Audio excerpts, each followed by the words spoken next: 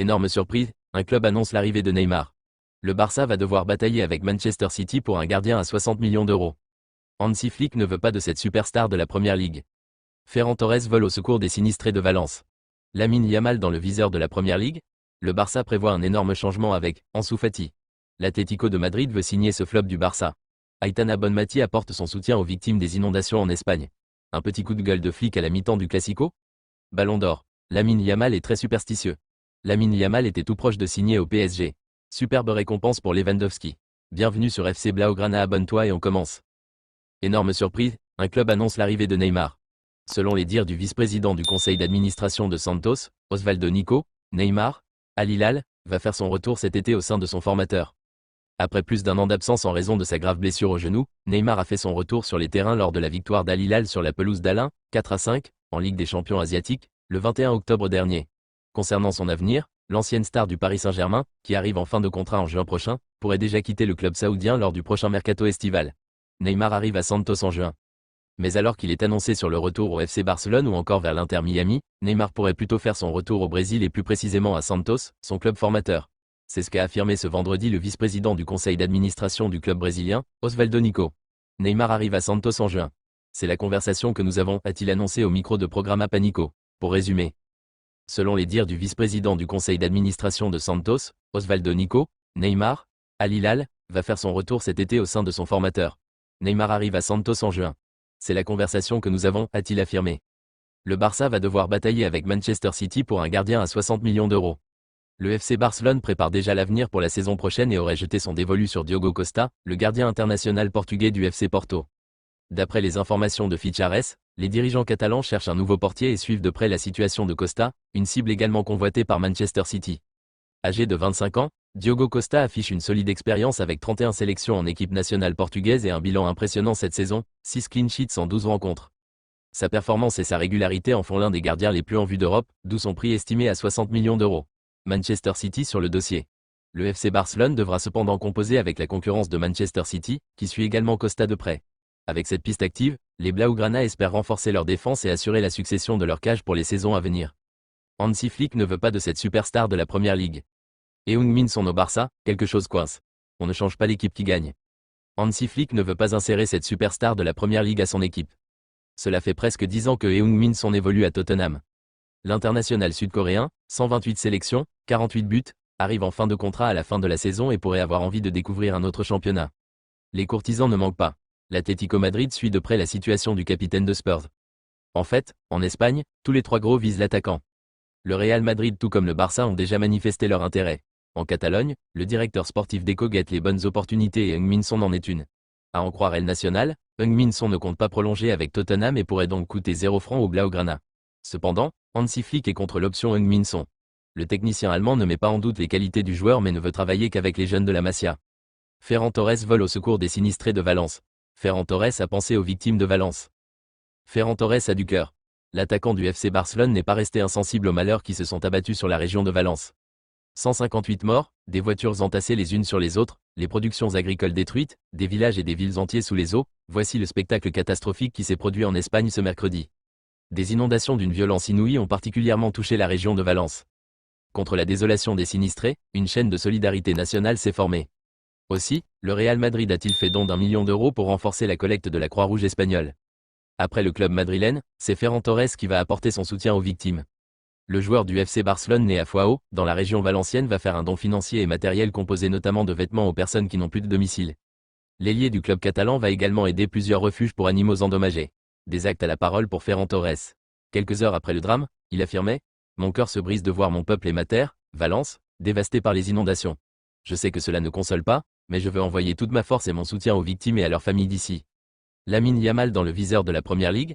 À seulement 17 ans, Lamine Yamal s'impose déjà comme une pièce maîtresse du FC Barcelone, suscitant admiration et convoitise au sein du football européen. Ce soir, il sera sous les projecteurs pour le Classico, non pas comme un espoir, mais comme un talent établi de l'équipe catalane. Pourtant, alors qu'il se prépare pour cette confrontation cruciale, les rumeurs autour de son avenir continuent de faire surface. Le président du Barça, Joan Laporta, a récemment confirmé que le club avait repoussé une offre colossale de 250 millions d'euros, soulignant ainsi son désir de conserver son prodige. Avec 5 buts et 7 passes décisives en seulement 13 matchs cette saison, Yamal ne cesse de démontrer qu'il est une figure centrale dans le projet d'avenir du club. Malgré tout, les spéculations sur un éventuel transfert vers la Première Ligue ne s'éteignent pas. Team Talk avance qu'Arsenal et Liverpool garderaient un œil sur le jeune Espagnol, profitant des difficultés financières du Barça pour envisager une offre. Cependant, il semble improbable que le club catalan, fermement attaché à son nouveau joyau, envisage son départ. Le Barça prévoit un énorme changement avec Ansu Fati.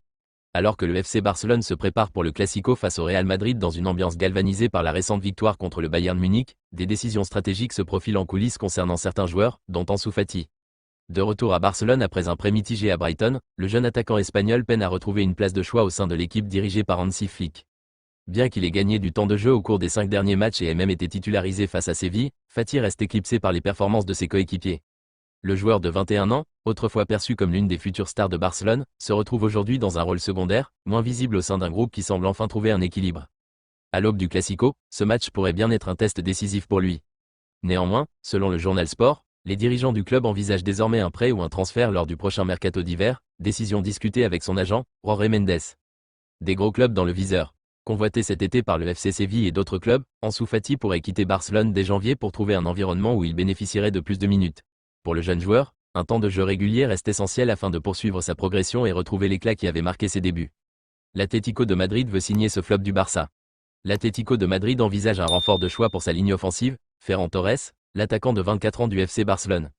Après plusieurs semaines d'intérêt manifesté par le club madrilène, le transfert semble être une opportunité séduisante pour Torres, qui pourrait ainsi trouver davantage de responsabilités et un rôle central au sein de l'équipe de Diego Simeone. Torres, bien qu'ayant montré de belles performances à Barcelone, a parfois peiné à s'imposer comme un titulaire indiscutable dans le 11 très compétitif d'Hansi Flick. Un changement vers l'Atlético pourrait lui permettre de tirer parti de sa vitesse et de son dynamisme dans un système de jeu qui valorise l'intensité et la discipline. L'attaque de Simeone bénéficierait ainsi d'un profil polyvalent, capable de jouer à la fois comme ailier et comme attaquant, et d'apporter une créativité précieuse pour la saison. Pour l'Atlético, Ferran représenterait un atout supplémentaire, offrant plus de flexibilité à l'effectif en attaque. Reste à voir si les négociations aboutiront, mais cette piste pourrait donner une nouvelle impulsion à la carrière de Torres. Aitana Bonmati apporte son soutien aux victimes des inondations en Espagne.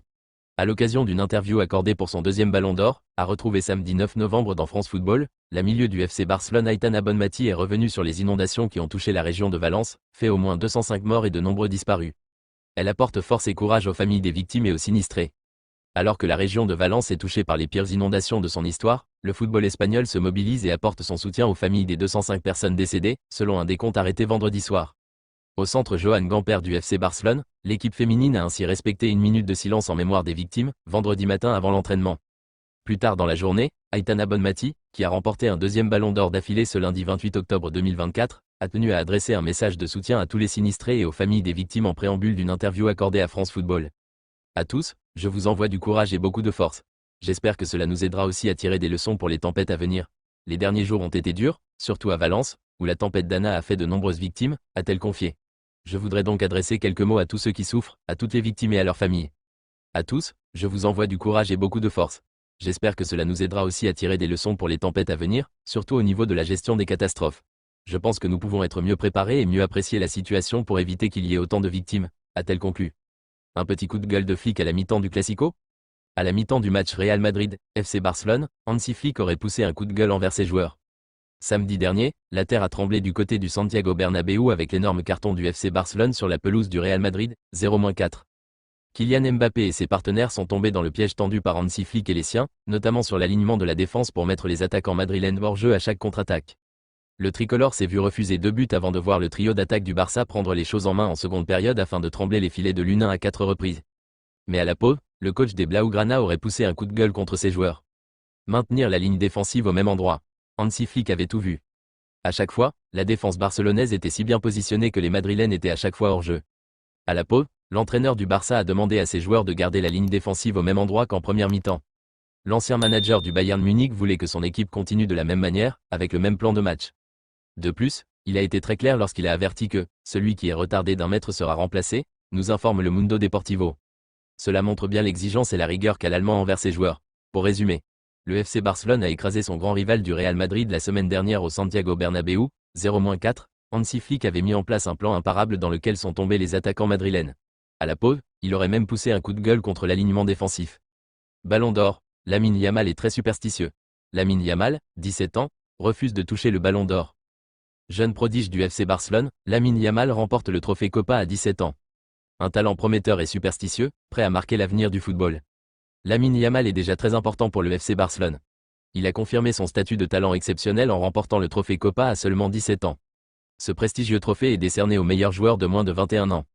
Classé 8e au Ballon d'Or 2024, Yamal prouve ainsi qu'il est bien plus qu'un simple espoir du football espagnol. Ses performances sur le terrain le positionnent parmi les jeunes joueurs les plus en vue du football mondial. Ainsi, il est perçu comme l'un des futurs visages de l'équipe catalane. La superstition inattendue de Lamine Yamal. Lors de la cérémonie de remise des trophées, le jeune international espagnol a surpris par une réaction pleine de superstition. En effet, alors que sa coéquipière du FC Barcelone, Aitana Bonmati, venait de recevoir le Ballon d'Or féminin, elle a proposé à Yamal de toucher le précieux trophée. Cependant, ce dernier a poliment décliné, estimant que cela pourrait lui porter malheur. Il m'a demandé s'il y avait son nom sur le Ballon d'Or. Je lui ai dit que je pensais que c'était le cas, et je lui ai demandé s'il voulait le toucher. Et il m'a répondu « Non, non, sinon ça va porter la poisse », a relaté Aitana Bonmati pour le média Mundo Deportivo. Lamine Yamal possède un potentiel immense qui ne cesse d'attirer les regards des fans et experts de football. Sa technique, sa rapidité et sa vision du jeu le placent déjà parmi les talents à suivre de très près dans les prochaines années. Pour le FC Barcelone, il représente une pièce maîtresse en devenir et une relève assurée pour l'attaque. Lamine Yamal était tout proche de signer au PSG. Lamine Yamal, jeune talent du FC Barcelone, a failli rejoindre le PSG avant de signer un contrat professionnel avec le club catalan. Lamine Yamal au PSG, ça aurait pu se faire, non pas cet été, mais il y a quelques mois. Selon Mundo Deportivo, le PSG en avait la possibilité quand ce dernier était âgé de 16 ans. Son agent de l'époque, Ivan de la Peña, disposait d'une offre du PSG pour le jeune espoir. Finalement, Lamine Yamal a signé pro avec le Barça, mais le club espagnol a été à deux doigts de voir son prodige rejoindre Paris, gratuitement. Laporta confirme, le PSG a proposé 250 millions. Mais l'entraîneur de l'époque, Xavi, a convaincu le joueur et son entourage de rester. Il a ensuite été lancé dans le grand bain avec le Barça, et remporté l'Euro avec l'Espagne. Il y a quelques semaines, le président du FC Barcelone Joan Laporta a confirmé que le PSG était revenu à la charge pour Lamine Yamal, l'été dernier cette fois-ci. Un club est venu me voir pour recruter Lamine pour 250 millions d'euros et j'ai dit non. C'est le joueur le plus populaire au monde. Quelle est la vraie valeur de Lamine ? Eh bien, cela n'est pas reflété dans la valeur comptable. Superbe récompense pour Lewandowski. À 36 ans, le Polonais retrouve une seconde jeunesse sous les ordres d'Hansi Flick. Qui aurait pu parier sur cela ? L'an dernier, Robert Lewandowski est apparu en difficulté sous les couleurs du Barça, comme si à 35 ans, l'âge commençait à avoir de l'effet sur lui.